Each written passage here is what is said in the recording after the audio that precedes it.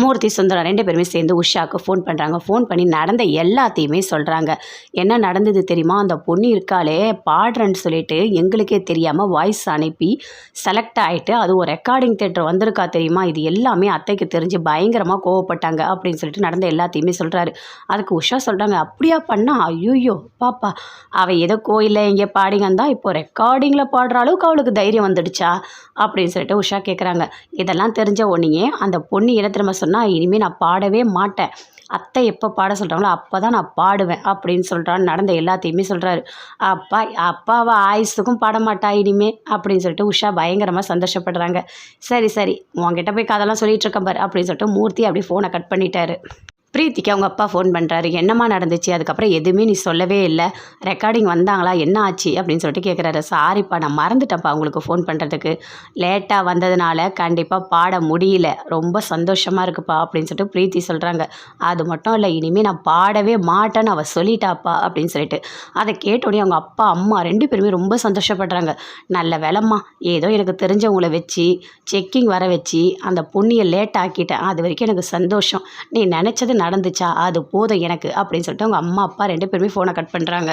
சக்தி பொண்ணுக்கிட்ட சொல்லிகிட்டு இருக்காரு, என்னால் தானே உனக்கு இந்த மாதிரி ஒரு பிரச்சனை, நான் தான் உன்னை பாடணும்னு நினச்சேன், கடைசியில் இப்படி ஆயிடுச்சு, நீ எப்போவுமே பாட மாட்டேன், ஏன் போயிட்டு அம்மா கிட்ட சொன்னேன் அப்படின்னு சொல்லிட்டு சக்தி சொல்கிறாரு.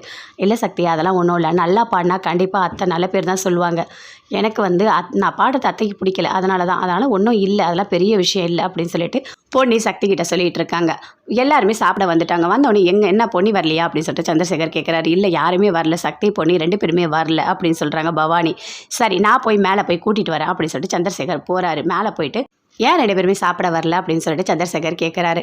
இல்லை பொன்னி வந்த வேணான்னு சொல்கிறதுனால நானும் வரல அப்படின்னு சொல்லிட்டு சக்தி சொல்கிறாரு. ஏன் அப்படி சொல்லிட்டு இருக்க, எதுக்காக நீ சாப்பிட மாட்டேற, ஜெயா திட்டினதுனாலையா, அதெல்லாம் நீ பெருசாக எடுத்துக்காது சரியா, சாப்பிடாம இருக்கக்கூடாது, வாங்க 2 பேருமே கீழே வாங்க அப்படின்னு சொல்லிட்டு சந்திரசேகர் கூப்பிடுறாரு. இல்லை மாமா, எனக்கு பசிக்கல, எனக்கு வேண்டாம், இவர் மட்டும் கூட்டிகிட்டு போங்க அப்படின்னு சொல்லிட்டு பொன்னி சொல்கிறாங்க. அப்பா நானும் வரல, கண்டிப்பாக பொன்னி வந்தால் தான் நானும் வந்து சாப்பிடுவேன் அப்படின்னு சொல்கிறாரு.